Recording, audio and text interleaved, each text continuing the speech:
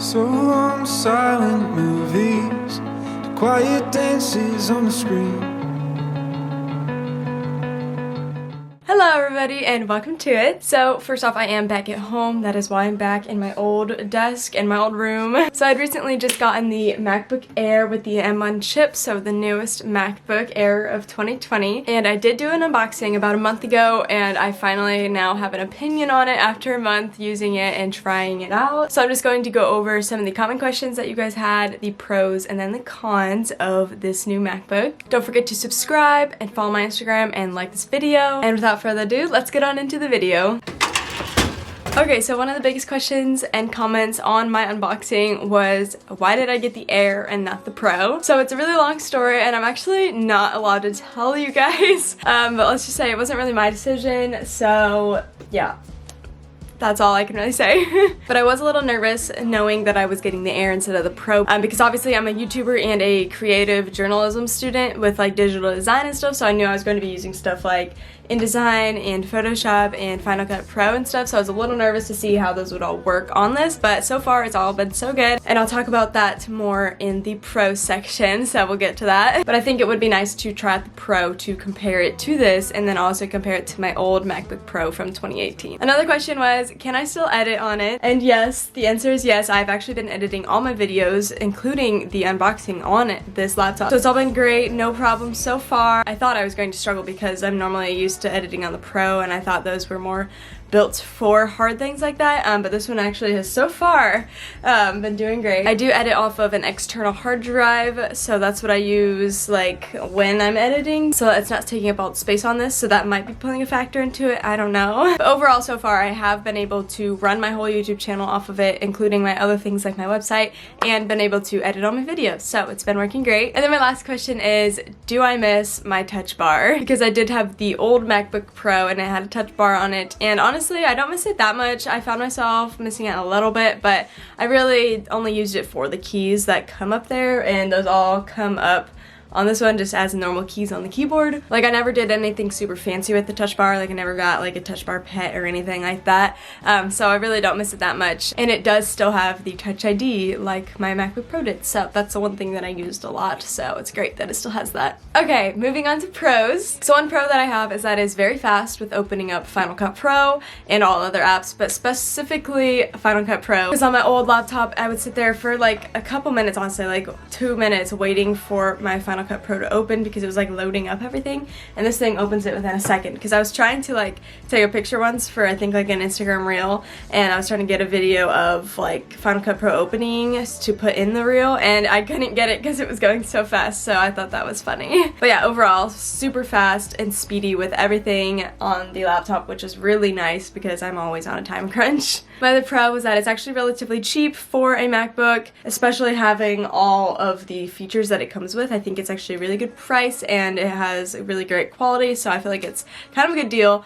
And if you're a student, you can also get the student discount, which I will put all up here, by going through the Apple Education Store, which I will try to link below for you. Also, random mid-video intermission. This is the charger that it comes with. It's just a little smaller than the one that comes for the Pros, I think, unless this is the one that comes with the Pros as well. It's a little smaller than the one that I have for my old Pro. I also have this laptop stand that I use with it just because it helps with my posture and like not looking down so much because I get bad headaches.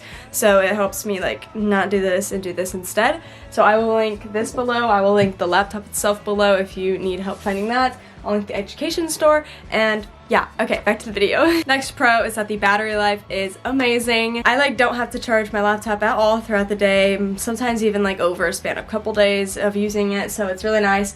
Also when I'm editing, I know when I was using my Pro and I would start editing, it would go from 75 to 25 like that within like 10 minutes of editing, but this one, it can edit at least one whole video without dying, which is really nice, so I love that factor of it, is that the battery life is amazing. Another pro is the new keyboard.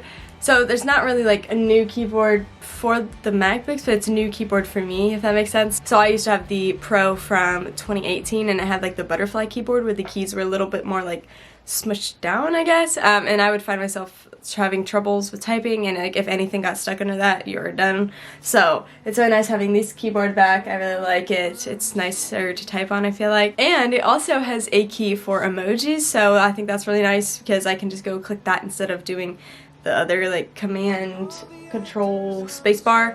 So I like just having the key. It also has a key for do not disturb, which is really nice. So if I'm ever on a Zoom and I realize that I forgot to turn off my notifications from my email, and you know that annoying like the pop-up comes and the noise and everyone on Zoom hears your notification, I can really quick just hit the do not disturb key, and it's really nice. And then as I said earlier, it still does have the Touch ID, so I really like that as well. Another pro is that it's very thin and very light, so I can carry it around easily. I can actually put it in my purse and it still feels like there's nothing in my purse, so that's really nice. It's not super bulky like my Pro was, because my Pro was so heavy and so bulky. So I really like how thin it is. My only complaint with how thin it is I tried putting one of the camera covers on the laptop and it doesn't fully close anymore, and I've heard people having problems with like the screen cracking because of that, like putting like a thing down the middle and like this digital crack, I guess. And I did not have that problem with my Pro because it was so like thick, like, and the one that I got was so thin and it was just like closed just like that without a problem.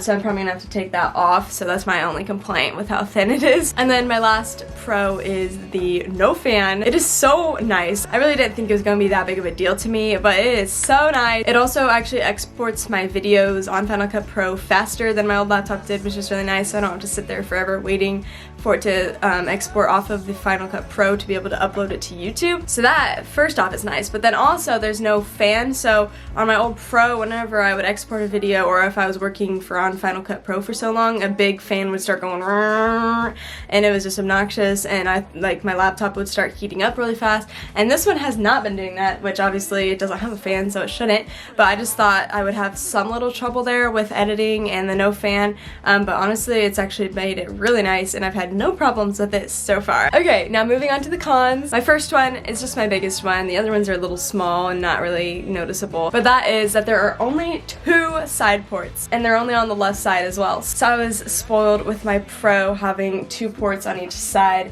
and now this one only has them on this side. I really liked it on my last one where they were on both sides, so if I was sitting in my living room and there was only an outlet on my right side, I could plug it in to the right side of my laptop, but now I'd have to plug it in over there on the right and move the wire all the way over to the left side, which is really not that big of a deal. But I enjoyed that so much about my laptop, and then when I got this one and tried to plug it in on this side, there was nothing. I was so sad. So that's my only big con, I guess, and it's really not even that bad, I guess. Another con is that it still does have a couple hiccups of where the spinning circle of death comes in and sits there for maybe like a minute or 2, but I just have to sit there and wait it out. There's nothing I can really do. But I feel like that's just gonna happen with any laptop, honestly. Another weird one is that I've had troubles with getting the screensaver to save, so like if my laptop shuts down or dies or something and then comes back, my screensaver isn't saved, so it just goes back to like the original one that comes with the laptop, so then I have to go and reset it, which again, not a big deal. I just feel like it's kind of weird that happens. I don't know. And then my last con is that it has randomly crashed 2 times on me just when I was like on Google. It just completely died and then restarted, so I don't know.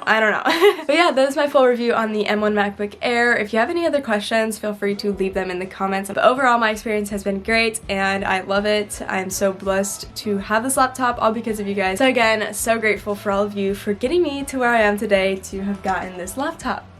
If you've made it this far in the video, comment Happy Monday, and I'm starting to get back into posting more technology videos, so if you have any other requests, leave those down below. Alright, I appreciate you guys so much, and I'll see you in my next video.